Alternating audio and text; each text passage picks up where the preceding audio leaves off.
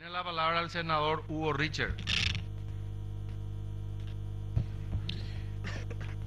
Muchas gracias. El 10 de septiembre, el presidente Horacio Cartes dijo un acto público, partidario pero público, que quienes critican esta ley, decía en ese momento, ¿verdad? Son gente, yo diría somos personas que en su criterio no queremos la buena gestión de su gobierno. Evidentemente es un pensamiento político mezquino, para no usar otros términos, pero no es la primera vez que el presidente dice esas cosas, ¿eh? Una vez recuerdo que a sus ministros también le dijo no le hagan caso a quienes critican. Y nosotros creemos que sí, la crítica es un ejercicio fundamental para el mejoramiento, la eficiencia, el reconocimiento, la superación. Es un instrumento en el pensamiento y la acción. El problema es si nosotros reconocemos que necesitamos un marco regulatorio. Pues, sin ninguna duda, yo no voy a repetir eso. También otras cosas, como dijo el senador López Perito. El problema es realmente, y tal vez sea el componente más importante, porque de aquí se desprende el resto de las cosas, ¿verdad? La incapacidad de construir acuerdos políticos estratégicos. Ese es el gran problema. Este país necesita financiamiento, necesita recursos. E imagínense si nosotros pudiéramos acordar sobre temas fundamentales para el desarrollo del país. Y supongamos la utilización de estos recursos con el marco regulatorio, con la participación de la gente, etcétera. Supongamos eso. Entonces sí estaríamos hablando de una legitimidad de un acuerdo con proyección estratégica. No se trata solamente de números, se trata de acción política.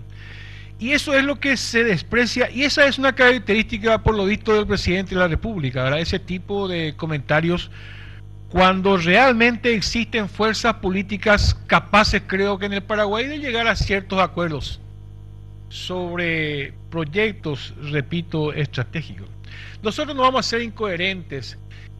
Yo fui uno de los que en el año 2009 o 2010, no recuerdo, hablé de la utilización de los recursos de parte de la reserva del Banco Central del Paraguay. No voy a ni a decir ahora que no hay que hacerlo. Y seguimos sosteniendo exactamente la misma posición. No decimos tampoco del 100% de la reserva, ¿verdad? Pero sí, dentro de proyectos estratégicos consideramos que ese tipo de recursos acordados previamente se podrían utilizar. Voy a los recursos del Instituto de Previsión Social o de las cajas, cualquiera sea. Ese enorme recurso está en los depósitos bancarios y está siendo utilizado por el sistema bancario en este momento. Algunos créditos perdidos, como dijo el senador López Perito, seguramente. Intereses que se cobran y al mismo tiempo sirve para alimentar, yo diría conservadoramente, la ganancia bancaria. Pues es lógico, ese es el juego. Nadie se opone a discutir la utilización de esos recursos sobre algunas características que yo creo que deben de primar en estos casos. Primero, como ya se dijo acá, los jubilados, los trabajadores que aportan, la gente de las personas de las cajas, los responsables, las autoridades tienen que participar de este debate. No se puede hacer a espalda de ellos esto.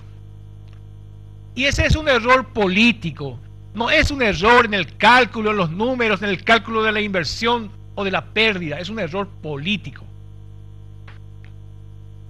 Porque ahí parte la legitimidad de una iniciativa.